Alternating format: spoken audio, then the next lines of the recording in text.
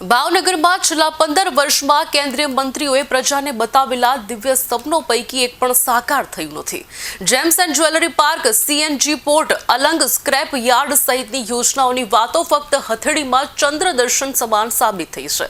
છેલ્લા 15 વર્ષ દરમિયાન અલગ અલગ કેન્દ્રીય મંત્રીઓ તથા ખુદ વડાપ્રધાન દ્વારા ભાવનગરના વિકાસ માટે જાહેર કરેલા અલગ અલગ પ્રોજેક્ટો પૈકી એક પણ યોજના સાકાર નથી થઈ અને આ વાતો માત્ર ને માત્ર દિવા સપના સમાન સાબિત થઈ છે.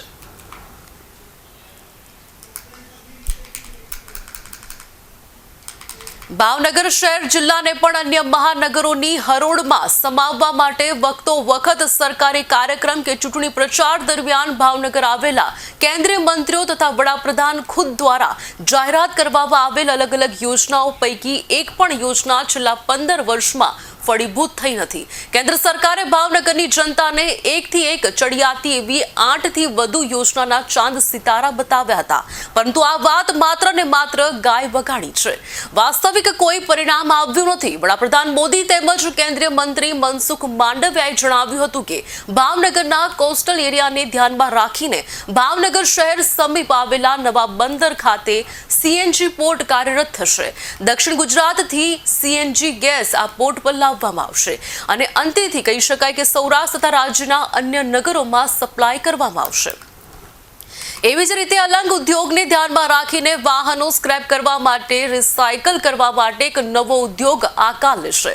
આવી જાહેરાત પણ કરવામાં આવી હતી. આ ઉપરાંત દર વખતે ચૂંટણી ટાણે પ્રજાને આપવા માટે શહેર મધ્ય આવેલ જહાંગીર મિલમાં જેમ્સ એન્ડ જ્વેલરી પાર્ક નિર્માણ કરવામાં આવશે. વાતો વર્ષોથી ચાલી આવી છે. માત્ર છે કે આજ દિન સુધી આ વાતો માત્ર વાતો જ રહી છે. ભાવનગર શહેર અને જિલ્લો સામાન્ય રીતે અલંગ થતા હીરા ઉદ્યોગ પર નિર્ભર છે. દર વર્ષે અલંગ શિપયાર્ડમાં સ્ક્રેપ માટે આવતા જહાજોની સંખ્યામાં નોંધપાત્ર ઘટાડો થઈ રહ્યો છે. યોગ્ય પ્રોત્સાહનના અભાવે આ ઉદ્યોગ પણ આવનારા સમયમાં ખુદ સ્ક્રેપ થઈ જાય તો પણ નવાઈ નહીં. એ જ રીતે આ ઉદ્યોગ પર જિલ્લામાં રોલિંગ મિલો ધમધમતી હતી, પરંતુ નવી પોલિસી સાથોસાથ સરકારી નીતિ રીતિઓમાં કારણે આ પ્રકારે રોલિંગ મિલ ઉદ્યોગ પણ ફના થઈ ચૂક્યો છે. શહેરમાં એક સમયે પ્લાસ્ટિક આધારિત ઉદ્યોગ 24 કલાક ધમધમતા હતા, પરંતુ આ ઉદ્યોગને પણ સરકારની કૂટનીતિ સાથે ઉદાસીનતાનો સામનો કરવો પડ્યો છે અને આજે માત્ર શહેરમાં આંગળીના વેઢે ગણી શકાય એટલા જ પ્લાસ્ટિક ઉદ્યોગ કાર્યરત છે. જિલ્લામાં ખોખારો ખાઈને કહી શકાય એવો પણ એક પણ સક્ષમ ઉદ્યોગ નથી. હાલના ભાવનગરના ઉદ્યોગોની જનરલ આપણે વાત કરીએ તો લગભગ મુખ્ય બધા જ ઉદ્યોગો અત્યારે ધીમી ગતિ અને મંદીમાં ચાલી રહ્યા છે. અમારો ભાવનગરનો પ્લાસ્ટિક ઉદ્યોગ ખૂબ જ જૂનો અને ખૂબ જ 25 થી 30 હજાર માણસોને ડાયરેક્ટ ઇનડાયરેક્ટ રોજી રોટી આપવા વાળો ઉદ્યોગ છે. એ મંદીને કારણે અને ઘરાકીના અભાવને કારણે ને ઓલ ઇન્ડિયામાં ધંધો ફેલાઈ જવાથી ખૂબ જ ધીમી ગતિએ પોતાનું અસ્તિત્વ ટકાવી રાખવા માટે અને પોતાના માણસોને નિભાવવા માટે ચાલી રહ્યો છે. એવી જ રીતે અલંગની અંદર પણ જે કેપેસિટી છે, જેટલા પ્લોટ છે, એના 15-20% વધુ શિપ અત્યારે યાર્ડમાં આવતા નથી અને ઇન્ટરનેશનલ કોમ્પિટિશન હિસાબે એમને પણ મુશ્કેલી પડી રહી છે. એવો જ ભાવનગરનો ડાયમંડ ઉદ્યોગ, એ પણ અત્યારે ખૂબ જ હજારો માણસોને રોજી રોટી આપે છે. અલંગનો ઉદ્યોગ પણ હજારો માણસોને, લોકલ અને પરપ્રાંતિ લોકોને રોજી રોટી આપે છે અને આખા દેશની અંદર અને એક્સપોર્ટમાં પણ એનો ધંધો ફેલાય. એ સખત મંદીનો સામનો કરી રહ્યો છે. એમાં નવા ટેક્સના, જીએસટીના, ઇમ્પોર્ટના, એક્સપોર્ટના અનેક પ્રશ્નો ઉભા થાય છે. હીરાની અંદર જે આપણે હીરાની નિકાસ થતી હતી, જેમ્સ અને જ્વેલરીની જે ટ્રમ્પ ટેરિફની અંદર રેસિપ્રોકલ ટેરિફમાં 6% ટેરિફ હતી, હવે 26% આજે એની ટેરિફ જાહેર થઈ છે.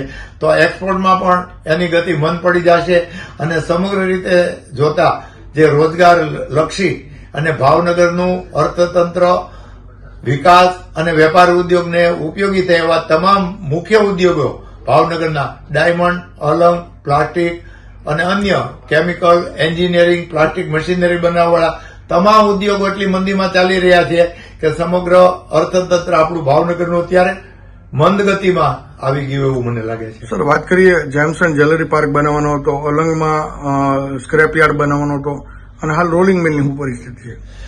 જેમ્સ એન્ડ જ્વેલરી પાર્ક બનાવવા માટે થઈને ડાયમંડ એસોસિએશને જહાંગીર મિલની જમીન જે સરકાર જીઆઈડીસી હસ્તક છે એ પાર્ક બનાવવા માટે વર્ષોથી એ લોકો પ્રયત્ન કરી રહ્યા છે, એમના ઉદ્યોગના આગેવાનો અને તમામ, પણ એમાં કોઈ તરફથી એમનો બિનયુઝ અને ખોટા ઉપયોગમાં પણ અત્યારે એ જગ્યા આવતી છે એવી રીતે પડી છે, તો જેનો સરસ ઉપયોગ થઈ શકે એમાં કાંઈ થયું નથી. અલંગમાં પણ શિપ બિલ્ડિંગનો વિકાસ કરવાનો હતું, એમાંય પણ વિશેષ કાંઈ દેખાતું નથી. હજી વેહિકલ સ્ક્રેપ યાર્ડ અલંગની નજીક બનાવવું એવું સરકારની ઘોષણા છે, ઈરાદો છે, પણ એમાંય વિશેષ કોઈ પ્રગતિ થઈ એવું લાગતું નથી. કન્ટેનર ઉદ્યોગ, જે અહીંયા કન્ટેનરનો ઉદ્યોગ એક બે કંપનીએ સારી રીતે ચાલુ કર્યો હતો, પણ એ પણ ભાવની હિસાબે ચાઇનાની કોમ્પિટિશનમાં અત્યારે મુશ્કેલી અનુભવી રહ્યો છે અને ઇન્ટરનેશનલ માર્કેટમાં પોતાનું સ્થાન જમાવવામાં તકલીફ છે. સાહેબ, રોલિંગ મિલ અને સીએનજી ટર્મિનસની શું વાત કરશો? રોલિંગ મિલની અંદર બીએસઆઈ સ્ટાન્ડર્ડ આવવાથી અલંગમાંથી જે પટ્ટી અને જે સ્ક્રેપ નીકળે છે લોખંડની પ્લેટનો, એનો ડાયરેક્ટ ઉપયોગ આપણી રોલિંગ મિલો કરી શકતી નથી. જે બાંગ્લાદેશ અને પાકિસ્તાનમાં થઈ શકે છે કે જે બિલ્ડિંગ મટીરિયલમાં ટીએમટી સ્ટીલ એ ડાયરેક્ટ પ્લેટમાંથી બને તો રોલિંગ મિલનો પણ ઉદ્યોગ ધમધમતો થાય, અલંગને પણ માર્કેટ મળે. એના બદલે એને મેલ્ટ કરીને બિલેટમાં કન્વર્ટ કરીને પછી રોલિંગ મિલ ઉપયોગ કરી શકે છે. રોલિંગ મિલો પણ અત્યારે ધીમી ગતિમાં છે. સીએનજી ટર્મિનસને શું કહેશો?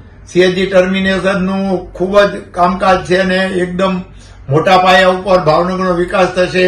સીએનજી ખૂબ જ રોજગારી મળશે અને પોર્ટ્સમાં પણ કામ વધી જશે, પણ અત્યારે એની વાસ્તવિક પરિસ્થિતિનો આપણને વધારે ખ્યાલ નથી. ભાવનગર જિલ્લામાં ડાયમંડ, અલંગ આ બે મેઇન ઉદ્યોગો છે રોજીરોટી આપતા. ભાવનગર જિલ્લામાં ડાયમંડથી 2 લાખ લોકો રોજીરોટી પ્રત્યક્ષ રીતે મેળવી રહ્યા છે. ડાયમંડની વાત કરીએ તો જ્યારે 2012માં જ્યારે નરેન્દ્ર મોદી સાહેબ ભાવનગર ગુજરાતના મુખ્યમંત્રી હતા, ભાવનગર આવેલા, ત્યારે જાહેરાત કરી કે નિર્મનગર હીરા બજારમાં જે સામેની જહાંગીર મિલની જગ્યા છે ત્યાં જેમ્સ એન્ડ જ્વેલરી પાર્ક એટલે ડાયમંડ પાર્ક બનાવવામાં આવશે. જો તે સમયે જે તે સમયે એ નિર્ણય મોદી સાહેબનો યોગ્ય હતો, પણ એનું અનુકરણ કરવામાં આવ્યું હોત તો આજે ભાવનગરની શકલ અલગ હોત. કારણ કે અત્યારે તમે જોવો છો કે જ્વેલરીનો ઉદ્યોગ સુરતમાં ડેવલપ થયો હતો. જો એ જેમ્સ એન્ડ જ્વેલરી પાર્ક અહીંયા બનાવવામાં આવ્યો હોત તો ભાવનગરમાં એ ઉદ્યોગ ડેવલપ થાત અને જે માઇગ્રેશન થયું 2012 પછી જે સુરત જવા માટે વેપારીઓનો, એ વેપારીઓ અહીંયા રહ્યા હોત અને માઇગ્રેશન અટકી ગયું, એટલે ભાવનગર ખાલી થતું અટકી ગયું વેપારી ધંધામાંથી. આ વાતનું ધ્યાન રાખવામાં આવ્યું હોત તો. વાત કરીએ તો અસર કેવી પડી હોય? આ ડેવલપિંગ હજી નથી થયું, આજે 1.5 દાયકો થઈ ગયો. અસર ઘણી બધી હોય. ત્યારે કદાચ વિઝન સારું હશે, ત્યારે અમને ખબર નહીં હોય કે જ્વેલરી ઉદ્યોગ એટલો બધો ડેવલપ થશે. પણ આજની તારીખમાં તમે જોવો છો બધા ઓપ્શનલ સીવીડી ડાયમંડ ને બધા ડાયમંડ આવી ગયા, એની હિસાબે અત્યારે જ્વેલરીનું આખું અલગ માર્કેટ ઉભું થયું છે. એ માર્કેટ જો જ્વેલરી પાર્ક બન્યો હોત અહીંયા, અને જ્વેલરી કદાચ 2-3 અત્યારે સુરતમાં 150 ફેક્ટરી જ્વેલરીની છે કે જે ડાયમંડની જ્વેલરી બનાવતી હોત, તો ભાવનગરમાં જ્વેલરી પાર્ક બન્યો હોત અને ભાવનગરમાં જ્વેલરી પાર્કની 1-2 ફેક્ટરી બની હોત તો જોબર ઉપર જે નવી રોજગારીની તકો મળે, નવા ધંધાઓ મળે અને માણસો રોજીરોટી મળી રહે એવું થયું હોત. ભાંગતું ભાવનગર નહીં, ઓલરેડી ભાવનગર ભાંગી ગયું છે. હું એટલા માટે કહું, એક સમયે ભાવનગરમાં એક બાજુ ડાયમંડ, એક બાજુ અલંગ અને એક બાજુ પ્લાસ્ટિકના કારખાનો, પછી તમે કુંભારવાડાથી લઈ કરચલિયા ફરા સુધી પ્લાસ્ટિકના પાટીના કારખાનાઓ ચાલતા. કમનસીબે આજે હું તો એવું માનું પ્લાસ્ટિક તો સદંતર બંધ થઈ ગયું પ્લાસ્ટિક. અને અલંગની વાત કરીએ, અન્ય બધી ડ્યુટીઓ નાખીને અલંગમાં એક સમયે હું એવું માનું છું હજારો માણસો એની ઉપર નિર્ભર હતા. આજે કમનસીબે બહુ લિમિટેડ શીપું લાગે છે એ સરકારની નીતિના કારણે. અને ડાયમંડની વાત કરીએ તો ડાયમંડના બધા ધીમે ધીમે ઉદ્યોગો સુરત તરફ પડ્યા. હું એવું માનું છું સરકારની નીતિ, અને ખાસ કરીને તત્કાલીન મુખ્યમંત્રી તો ભાવનગરમાં આવીને ડાયમંડ ઝોનની, પ્લાસ્ટિક પાર્કની બહુ મોટી વાતો કરી હતી, પણ કમનસીબે એમાંથી અત્યારે ઝીરો છે. અને ખાસ કરીને ઈ ડાયમંડ ઝોનની વાત કરતા હતા ત્યાં તો અસામાજિક તત્વના ગુંડાઓનો મોટો અડીંગો છે, સામાજિક પ્રવૃત્તિ થઈ રહી છે. ત્યારે હું એવું માનું છું ભાવનગરના લોકો આજે સુરત, અમદાવાદ, બરોડા તરફ વળ્યા છે. એનું કોઈ કારણ હોય તો ભાવનગરના ઉદ્યોગો એકદમ સદંતર બંધ હોય, એટલે કે ભાવનગર ભાંગી ગયું છે ઓલરેડી. ક્યારે ડેવલપ થશે એ મને ખબર નથી. હવે રોલિંગ મિલ એવું પરિસ્થિતિ ભાવનગરમાં એક સમયે રોલિંગ મિલ એટલે આખા ભાવનગર શહેરથી આજુબાજુના વિસ્તારોમાં રોલિંગ મિલ એટલે ભાવનગર રોલિંગ મિલ તરીકે ઓળખાતું. આજે કમનસીબે અમુક લિમિટેડ, હું એવું માનું 15-20% રોલિંગ મિલ જે હતી એની કરતા 20% રોલિંગ મિલ ગઈ છે, બાકી બંધ મૃત અવસ્થામાં છે. એનો કોઈ જવાબદાર હોય તો આ સરકાર છે. ભાવનગરમાં એક સાથે મોટી સંખ્યામાં વર્કરોને રોજગારી આપી શકે એવો એક પણ ઉદ્યોગ નથી, ત્યારે સ્વાભાવિક છે કે રોજગારની શોધમાં લોકો ભાવનગર છોડીને અન્ય મહાનગરપાલિકાઓમાં સ્થળાંતર થાય ભાગતા ભાવનગરને બચાવવા માટે સરકારે આજ દિન સુધી કોઈ પણ પ્રકારના નક્કર પગલાઓ લીધા નથી. ભાવનગરને ભૌગોલિક દ્રષ્ટિએ, ઐતિહાસિક દ્રષ્ટિએ અને પ્રવાસન ટુરિઝમ તરીકે વિકસાવવા માટે પહેલેથી જ ભરપૂર તકો ઉપલબ્ધ છે, છતાં પણ ભાવનગરના ભાવે હંમેશા સહન કરવા સિવાય કશું ભાગે નથી આવ્યું. નબળી નેતાગીરી, ધૂર્તાસ્ત્ર કહી શકાય કે તેઓ વિપક્ષ અને પાણી વિનાની પ્રજા માત્ર ને માત્ર આશ્વાસનોથી તૃપ્ત થાય છે. આ વાત સરકાર સારી રીતે જાણી ચૂકી છે. ત્યારે શું ભાવનગર ખરેખર મહાનગર સાબિત થશે કે કેમ, કે ભાગીને ગામડું બની જશે? એવી ચર્ચાઓ જાગૃત નાગરિકોમાં ચર્ચાઈ રહી છે.